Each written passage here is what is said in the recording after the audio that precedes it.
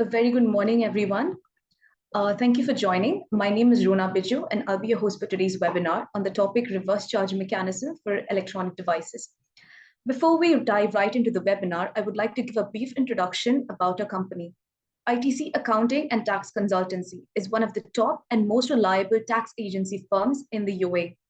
In a short span of time, our team mastered how to give clients the best tax solutions. You can expect an uncompromised attitude when it comes to quality and professionalism. We deliver a sleek and professional outcome that sets us apart from the competition. With the leadership of Mr. Ahmed Sharfuddin, we've already positioned ourselves as a VAT and excise tax specialist in the market. We have a fast-growing team of qualified and dedicated professionals with innovative and commercial approaches to meet today's highly challenging business environment. By bringing the best team at your service, highly experienced tax and finance specialists in the industry, ITC will continue to create long-term relationships with various businesses by having the ability to deliver as exceptional service that is satisfactory on all levels, quality and speed. As a testimony to our strategic and proven approach, most of the customers we serve are generated through referrals and repeated businesses. Moving on, I would like to give a brief introduction about a panelist for today's webinar, Mrs. Nikita Bhandari. Nikita is a seasoned tax professional with close to a decade of experience in a variety of tax-related fields. She has a well-rounded understanding of the industry and has honed her skills through years of hands-on experience. Her expertise in tax advisory and pre-audits has made her a valuable asset to the team, as she is able to handle the most important cases and clients with utmost professionalism. Nikita is known for her attention to detail and her strong work ethic. She takes pride in doing her homework and approaching every task with dedication to getting it right. Her approach has earned her the trust of clients and respect of colleagues across all departments. She is a leader within the team and takes the time to mentor and teach her colleagues, helping to raise the overall level of knowledge and skills within the organization. With Nikita on the team, clients can rest assured that their tax needs will be handled with care and expertise. Now, I would like to hand over to Ms. Nikita to start off with the webinar.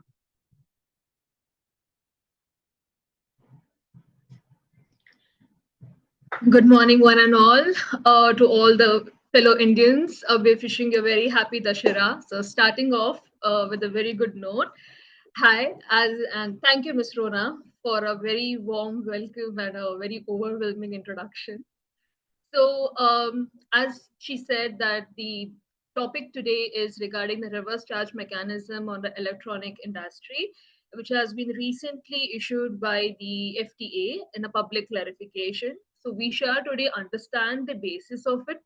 So as per the tables of contents that's showing right now on your screen, we see that what exactly we are going to discuss, that's understanding the topic, exactly giving a brief, what is an RCM transactions, what was an intent, why this public clarification was brought up, reverse charge mechanism, taxable supplies, importance of recipient's intention, which is very important in regarding to this issue of the public clarification, scope of goods, disclosure of suppliers in the VAT return, composite supplies, non-compliance by supplier, non-compliance by recipient, again, a very important part of the public clarification issued by the FTA, designated zones, and then would be a small conclusion. So moving forward, we will start with exactly understanding the reverse charge mechanism for electronic devices. Next slide, please. So as we see here, we just want to try to give you a small brief introduction because we want to give, we're not assuming that everybody here is aware of what is exactly an RCM mechanism. So thus, there's a small brief introduction about the same. So RCM introduces a significant way in how a value-added taxes is processed with business transactions, particularly in the cases of supplier and the recipient. So now in this case, in a very layman language, if I should explain you, is that the responsibility of taxability of the VAT is shifted to the recipient rather than the supplier. At times, this is the case that many a times that was not possible to reach out to the exporter or giving into such, like we have an RCM for Article 48, if I'm not wrong, for the Federal Tax Authority, FTA law, Federal Law number 8. I'm sorry for the and in that it is also shown that if you're importing anything as pure hydrocarbons or crude oil or natural gas, so there this RCM technique comes into place. Also, RCM you declare in the box number 3 of your VAT return. So this is basically to ensure that the recipient is taking the full responsibility of the VAT tax, because it's ensuring of selling or reselling or manufacturing, hence. So government has put the responsibility of the RCM on the recipient here. Okay, so that's the first introduction of the RCM mechanism. Going forward with the next slide, please.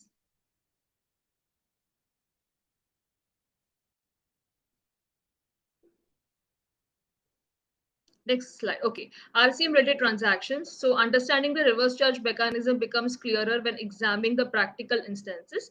Now we are giving here the practical examples like the import of goods or services from GCC and non-GCC countries and designated zones. As I said that here, when you take it from the designated to the mainland or something, it becomes an RCM thing. Actually, it becomes also an import. So we can think it in one of a way of an example of RCM. Then supply of golds and diamonds for resale or further productions.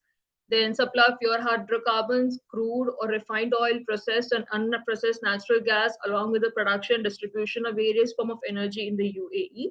These are all the RCM related transactions. Okay, so this is just to give you a brief example. This is something not new, and this is something that's been practiced in the FTA since 2018. But the requirement of to bring this into electronic industry, we shall discuss in the next coming slide. Next slide, please. So now what's the intent? Now let me tell you something. The requirements that they have stated in this public verification, it was already there as per Article 48 of the Federal Law number 8 of 2017, or after 1st of January, you can say Federal Law number 18 of 2022.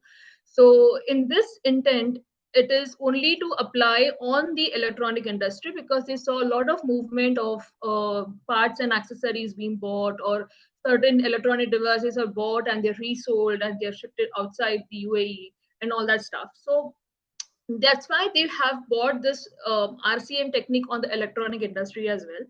This particularly the requirements or the documentations, as you say, it is already mentioned in the law, which was first applicable to the natural gas, to the pure hydrocarbons supplier and recipients, and the crude oil, etc. So this is just looking into the market shift, looking into the type of the transportation, or you could say transaction that has been taken place in the electronic industry. This public clarification has been brought in place. Okay, so in a very general way, if I should say that those recipients who are intending on purchasing this electronic devices or items or the parts and the accessories in the intention word is very important, the intention of reselling it, the intention of manufacturing it, like buying a particular part and using it for manufacturing and making it a complete different device. So those are applicable under this public clarification. And in case if the requirements which has been specified as per this cabinet decision number 91, if they're not met, then there could be certain consequences which we'll be looking in forward with the coming slides. Okay, so going forward with the slide, please. Okay, so as I said that the transaction will only follow the resale of these devices or use them in producing or manufacturing of electronic devices. And resale could refer to anything with a retail purpose also, or a wholesaler purpose also. So that was about this slide. Going forward.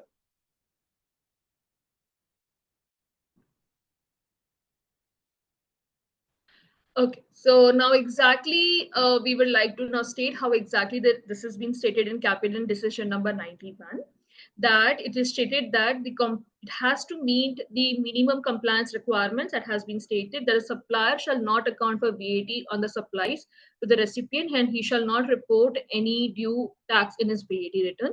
And the recipient of the electronic devices shall be the one to account for the due tax on the transaction and shall be responsible for all tax obligation resulting from the supply.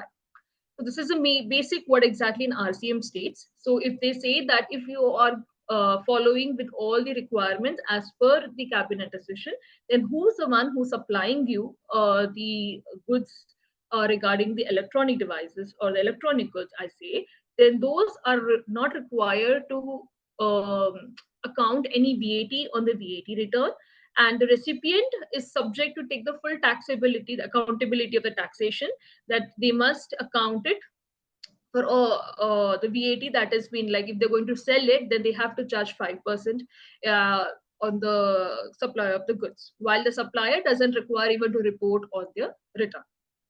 Going forward.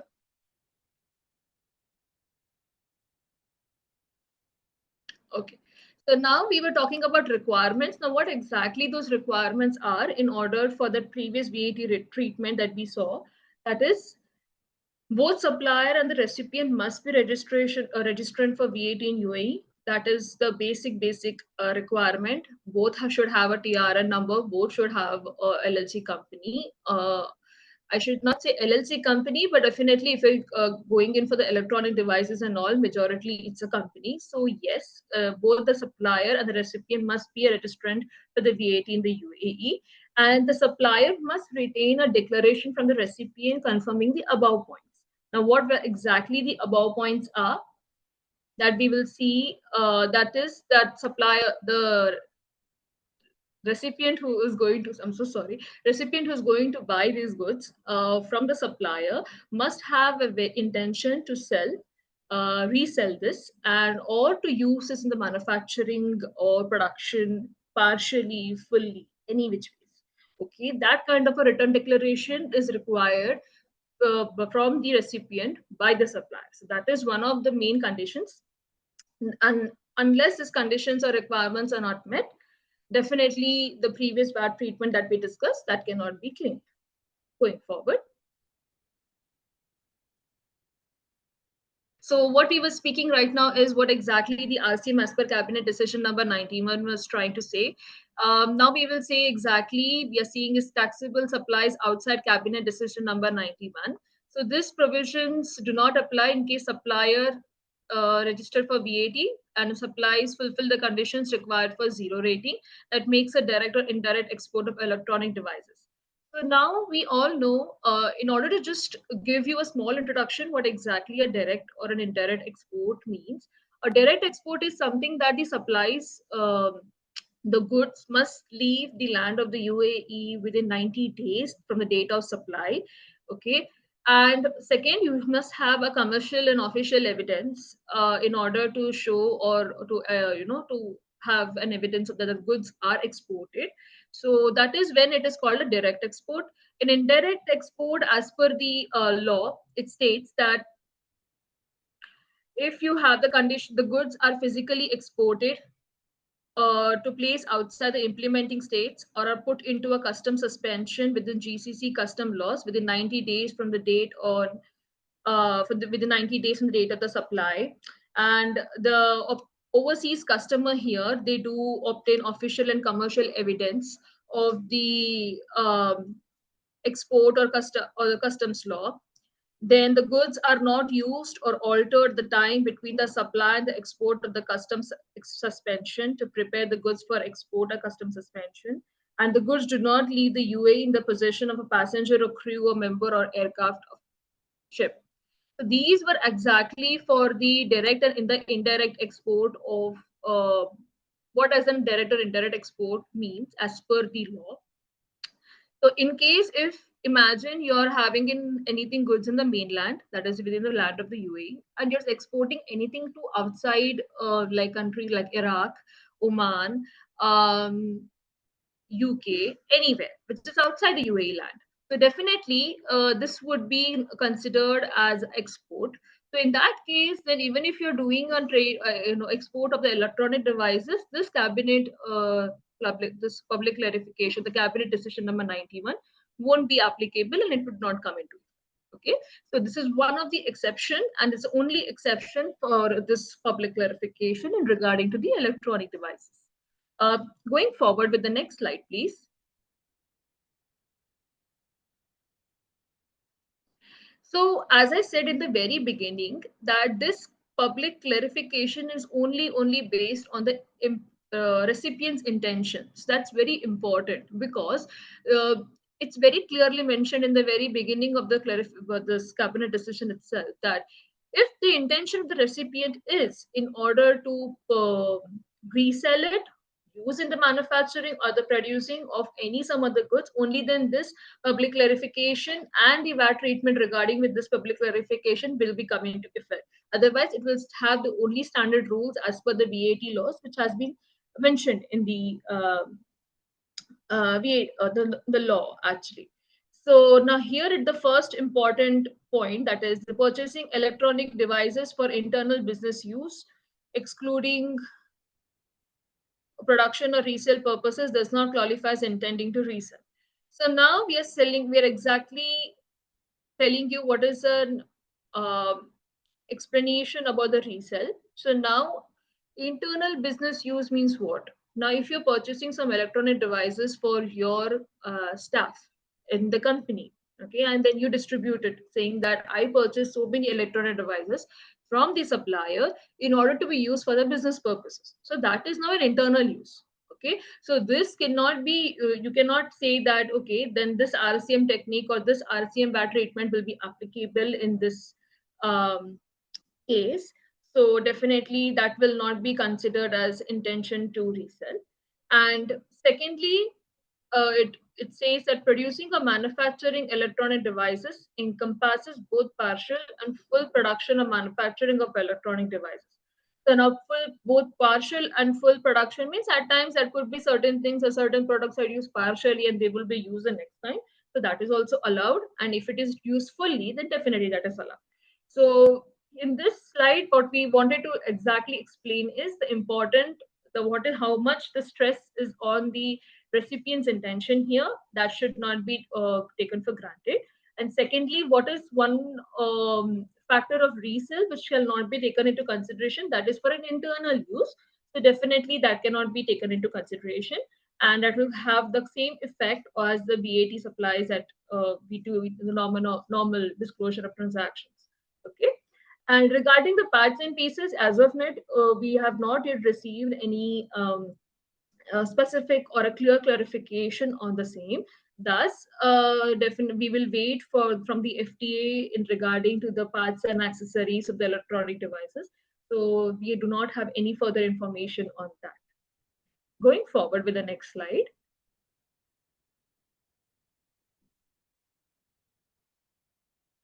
Now, what kind of scope of goods? So now what kind of a goods we are saying, so from the very beginning where we're talking about electronic devices. So now from which goods exactly this cabinet decision applies to? So on the screen, you can see that we have a tick mark on the mobile phones and we have a cross mark on the landline phones. So now what does that say? So mobile phones, we're referring to a wide range of devices, which includes call, text phones, anything advanced, anything smartphones. Yes, that is acceptable.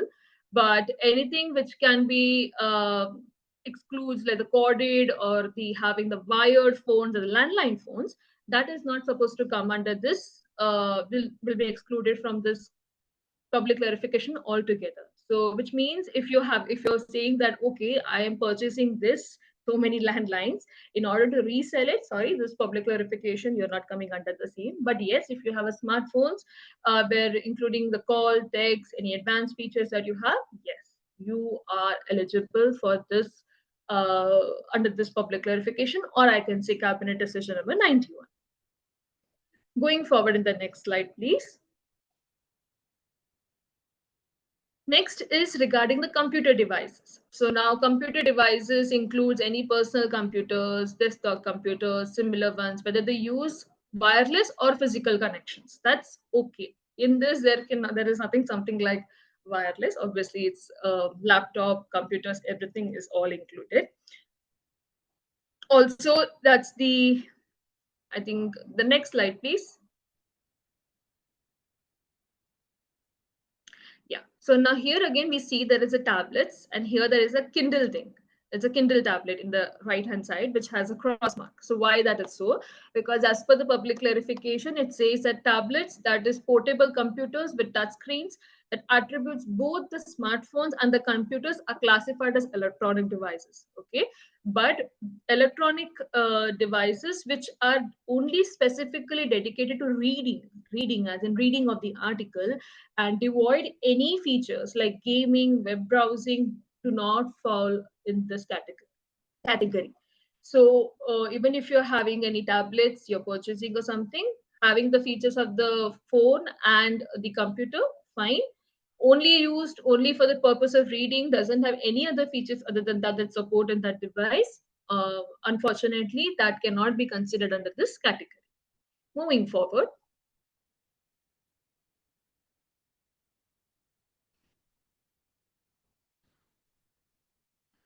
Okay, so now we are here right now telling you how exactly this will be disclosed. Now, since we know the requirements, we know the intention of the recipient, we know what kind of goods or scope of goods which will be falling under this clarification.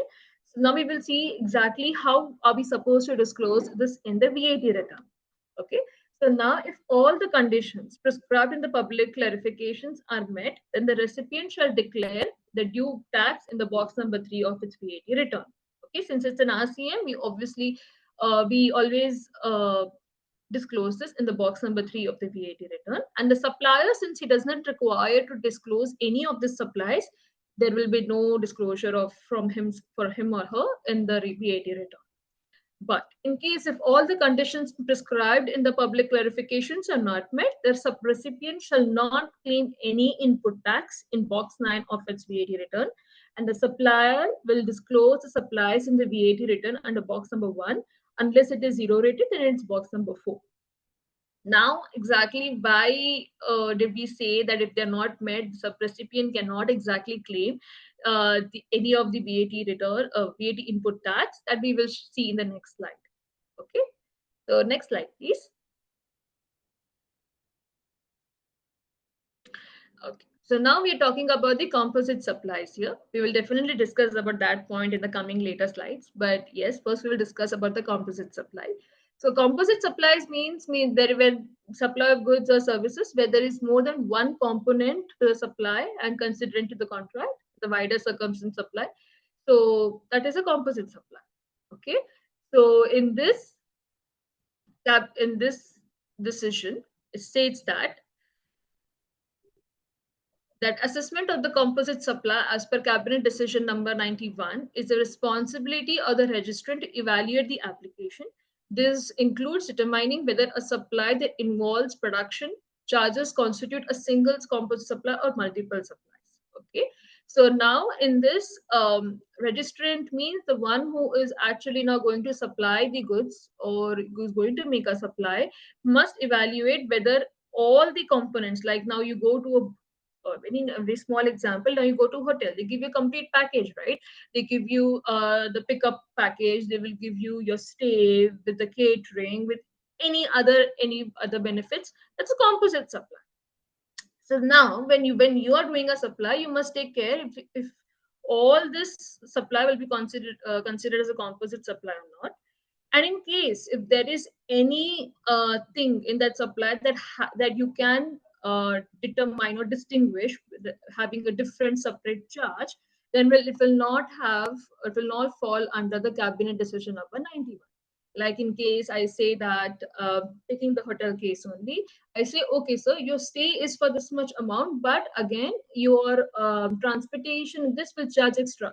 And this I cannot club as a composite supply. This will be considered as two different supplies. Okay. So definitely when this is the case, then it will not fall under this category, this provision of cabinet decision number 91. But yes, if it's a composite supply, it can come under the this cabinet decision number 91. So that's a small talk about what exactly they have mentioned in the public clarification as well. Going forward.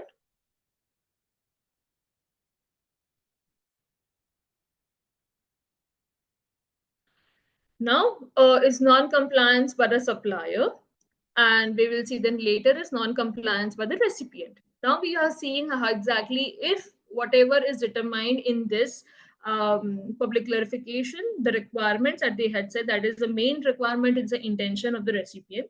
If that is not met, then what is the consequences? So first, if the recipient did not furnish the supplier with the declaration of intent and confirmation of their status as registrant before the supply date, the supplier is required to account for output tax on the provision for of electronic devices. Okay, so that is the case, that which means that the written declaration, which means the recipient had to declare himself, yes, I'm a registrant of the VAT FTA authority.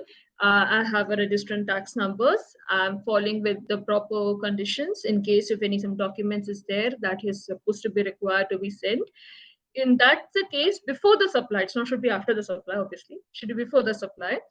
Then if it is not met, then it is considered as a proper output tax, where in case 5% or 5% is being charged, usually 5% only. So that will be accounted as an output tax. This is for supplier. And again, that there is one more condition again where there will be a non-compliance by supplier, that if the buyer of the electronic devices didn't provide documentation, indication their intention to resell or use the devices for further production and fail to demonstrate official registration with tax authority prior to purchase, the seller is obligated to pay the tax on the sale. However, certain conditions outlined in the law may not apply the sale from taxation.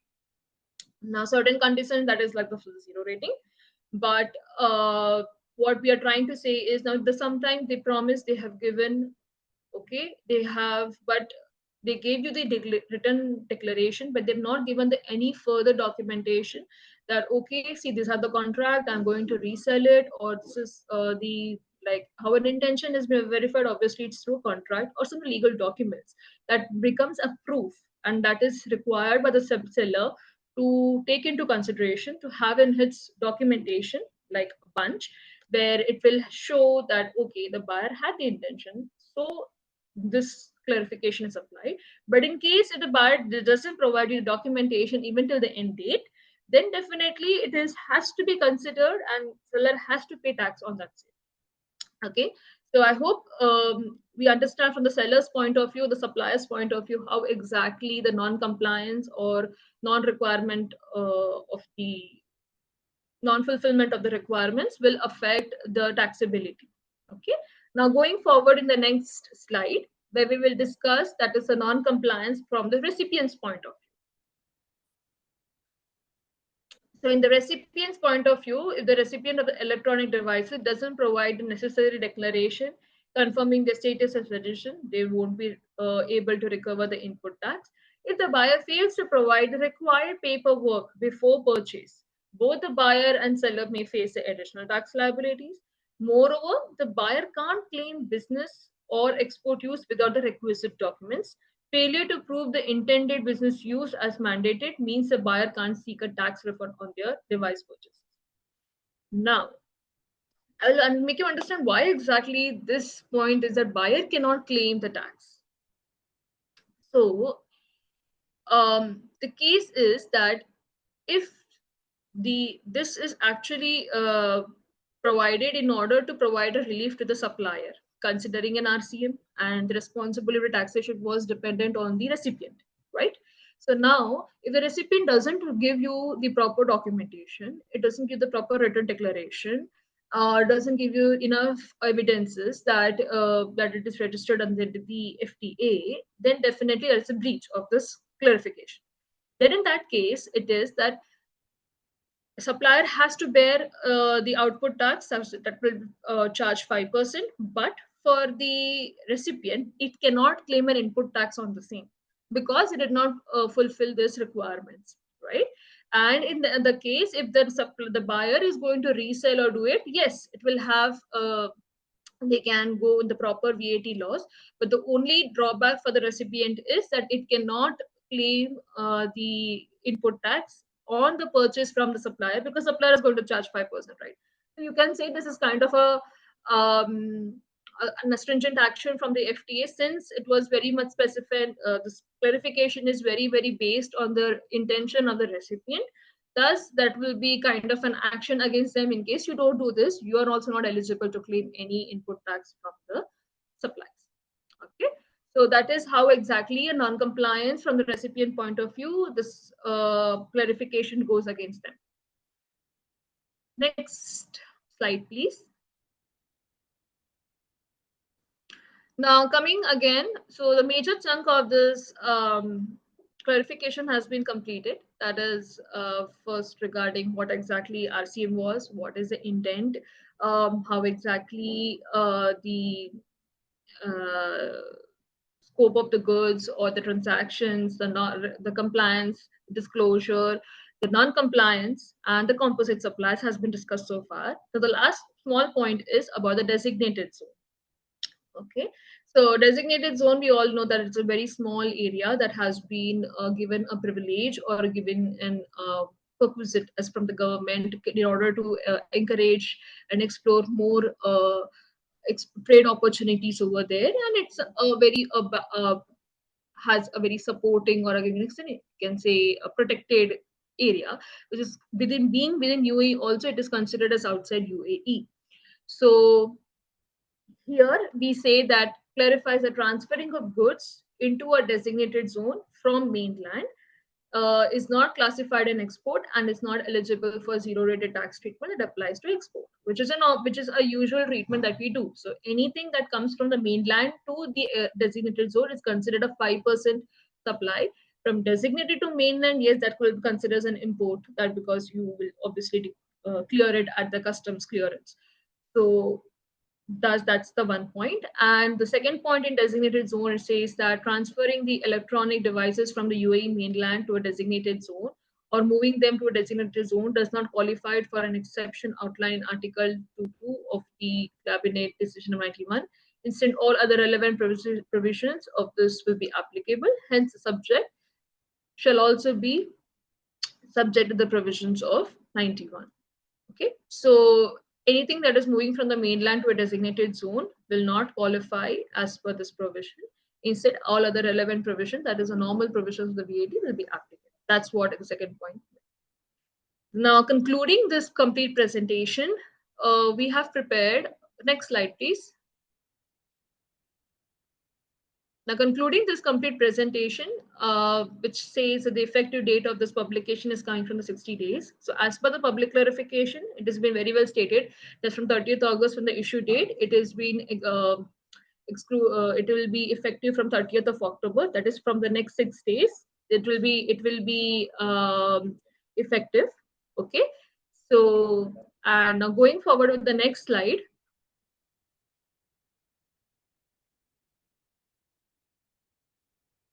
Now, this is a small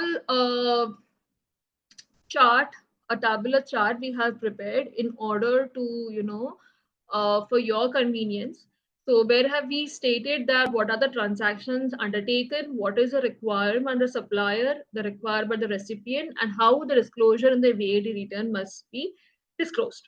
So this will be like a cheat sheet for you, and this is all that the complete public clarification summarizes into this one chart. I think this has been split into 2 slides. So yes, this is the only thing that we comes to the conclusion of this public clarification. Hopefully this chart will be useful for you, and we've covered all the points whatever written on this chart in this complete presentation. So with this, I conclude the presentation. I've been really humble and gratitude to all of you all for being such a patient listeners, and for apologies for all the in-between disturbances that was there in regarding the presentation. Feel free in case if you have any concerns or any questions to ask. Right now we have a Q&A, question and answer round right now. So you shall answer the questions over there. In case if we do not reach out right now to you, make sure you have the email address and all coming slides. So definitely you can reach out to us over there. Thank you so much. Have a great day.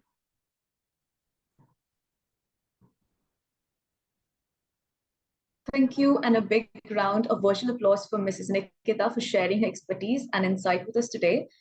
Your valuable contribution has truly enriched our understanding. Thank you all for joining us and sharing in this experience. Your presence and active participation have truly made this session very valuable and impactful. We look forward to connecting with you again in our future webinars. Until then, for any further queries regarding excise, VAT, or corporate tax, kindly drop us an email or give us a call. The details are mentioned on the screen. Thank you all and have a great day. Okay, so there are two questions. One is from Mr. Imran Raza. They say that we import sensors or chips and then resell it for electronic machineries. So these products are included in electronic devices for RCM. Mr. Imran, thank you for this question, but unfortunately, we do not have any clarification on the parts and the accessories which can be used for the resale or not. But in an overall whole, yes, according to my opinion or according to my sensibilities of this public clarification, this may come under this public clarification. But from an FTA point of view, it has not been very well specifically stated out in the public clarification. Okay. Hope this suffice the answer with. Do we have to submit, Jessamine? I'm sorry if I'm not pronouncing it right. Apologies for that. Do we have to submit the declarations to the seller every time we purchase, or one declaration is enough for recurring purchases from the seller? According to this clarification, we do need to submit this as per the supply. So if you have one supply, yes, on that supply the declarations has to be provided. And in case you're going to have many further supplies, then yes, every transaction will require this declaration, because obviously every time that you get this declaration, you're giving it to it, you're also purchasing something from them, right? So every time there is a different transaction, you may or may not be using that for the resale or manufacturing for the partial or the full production. So obviously the FTA will understand that every transaction that you're doing it, the declarations has to be there. I hope this questions has been answered. I think, okay, we have Miss Corina. Okay, Mr. Corina or Miss Corina, I'm sorry for that. We are an engineering consultant company. Does that mean all electronic purchasing, we should not claim for input tax since we are not reselling the items? Now here, you're purchasing the electronic devices. Is this you're purchasing in for the internal usage of the company? Yes, you cannot claim it.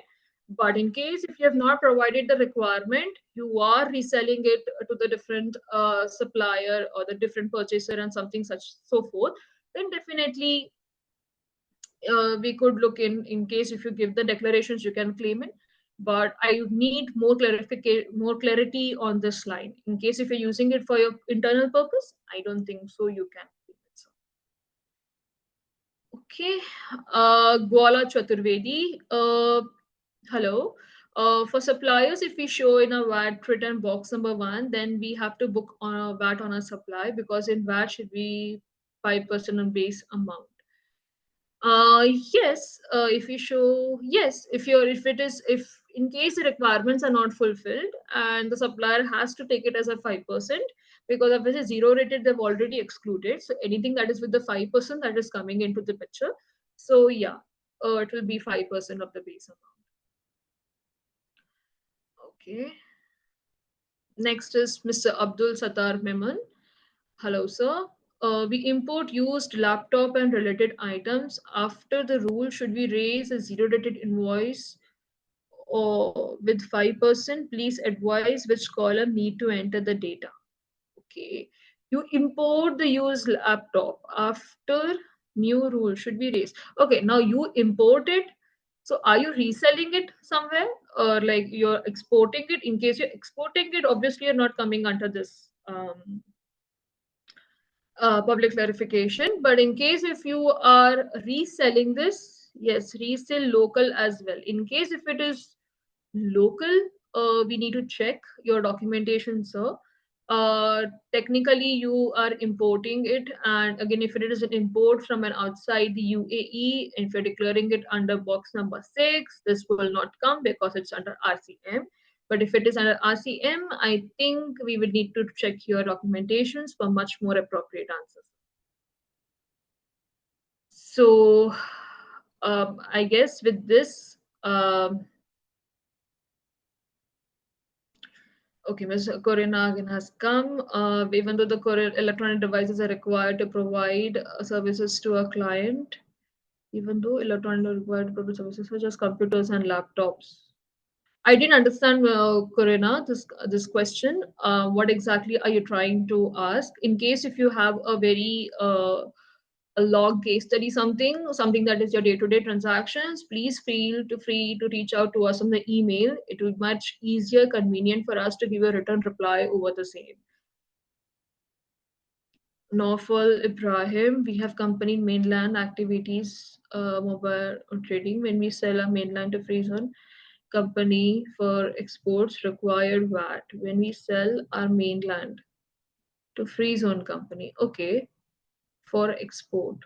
Okay, Naufal, exactly, I did not understand the brief of this question. There is something clarity missing because you're saying that from the mainland, you're selling it to the free zone company. Is it your interlink company or not? Is it an interbranch company or it is a client that you're selling it to? And how exactly it is considered export, I require clarity for that, because anything from mainland to the free zone or to the designated considered 5%. So I think again here clarity would be required. Please, I would request, in case see, because why I'm requesting for all of you all to mention it in on an email, because it's very easier since you will have a detailed transactions or a detailed question there, and it is, since it is, so it's a webinar, it is a time limited boundaries, I will not be able to provide you a complete clarification or advice over this. So I would really request Naufal, Mr. Naufal, to provide this in an email, because the clarity is a little missing, sir. Yes, Mr. Imran, you're possible. Yes, you will get the presentation by email. So yeah, definitely. If buyer give all required documents, then in case where we need to show. I think supplies and supplier weighted and box. Okay, if buyer is giving all the required documents, ma'am, Ms. Gola, then definitely you don't require need to treat it as an export, unless, because export is already not included in this public clarification. Supplier doesn't require to show anything in the VAT return. It's already there in the sheet as well. So you can look through it. It will be really helpful for you. Thank you, Mr. Naufal. Yes, Mr. Mohammed Umair will be providing the recording as well of this presentation. Ms. Again, Corina, what I mean is we cannot claim for the input tax of devices, even tough. We're using it mainly provide service for our client. As I mentioned, we're engineering company. Mostly our drawings are made in the computers. Okay. In regarding to the services as of now, yet I think it is completely coming under the normal provisions of the VAT tax. I don't think so it will come under this clarification in regarding to the services I'm saying. But again, Miss Mr. Corina, I'm sorry, I'm not aware of this gender. Please forgive me for that. But please reach out to us on the mail, because if it's only services, I think it comes under the provisions of the VAT law, the normal VAT law. Because we're talking here is about the goods who are buying and reselling for the manufacturing or the producing purpose. For your concert, for your thing, I think it is only for the devices, and you're saying it for us like, um, how can I say, like if I'm an IT consultant and I'm going there and I'm a partner, somebody requires, okay, my client requires an hardware or a software or something, and I come and reclaim it. Obviously, this won't be applicable. It comes under normal VAT terms. So definitely, Corina, I would really appreciate if we could have an email on the same to discuss it more better. Vaishnav Prem Kumar, is network equipments are coming under this section or it's excluded? As of now, nothing has much been stated about the network equipments, because I think it comes under telecommunications and electronic devices. Yet FTA has not mentioned anything about it, sir. So definitely, I think it will be under the VAT, normal VAT terms, that what is reflected in the law. But yes, as of now, and for the parts and the accessories also, we have no confirmation and no very specific confirmation equipments as well. But in case if we have anything confirmation from the V8 FTA, we shall inform you. Okay, so this is the last question I'm taking because we are running out of time. That is Mr. Ajmal. That is, does the declaration should be in specific format with the company's attestation?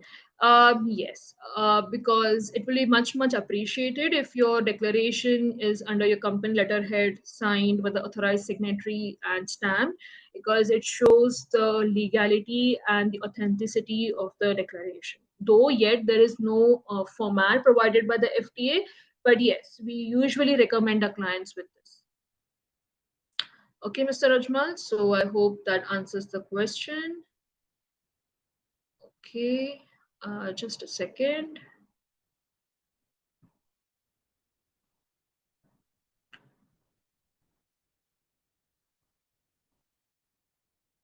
Okay, Jessamine Faber, should the tax due for the purchase be reported in box 3 only?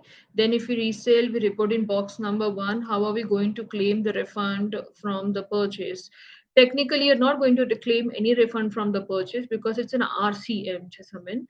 So when you do an RCM, you take it in box number 3, and then in box 10, it comes because it's an RCM, that is in the imports again end. But yet if you want any further, and yes, if you resell, yes, it's box number 1. So but if you do not follow the requirement criteria, then definitely there is no claimable of the input tax. Okay, if you require any further much more clarity on this, please feel to contact us via email. We will wish to provide you a more clarification on this. So with this, thank you so much all our participants. Mr. Vaishnav, I'm really sorry, but I really have to close up with this question Q&A. I really appreciate your questions, sir, but definitely our team will reach out to you via an email because we have more further 10 questions on this. So, being a time constraint, please bear with us with this. And if there is anything further, please feel free to reach out on the email. We will be really happy to help you out there. Okay, so thank you all once again, and I hope I have been, given satisfactory answers on it. In case if there is any further concerns, any further questions on this, please feel free to reach out on the emails. Our team will reach out to you, and if you feel free, if you want to have one-to-one personal meetings and all, we will be there for you. Okay, thank you so much once again, and have a great day. And all again, fellow Indians, once again, happy Dashera. Thank you.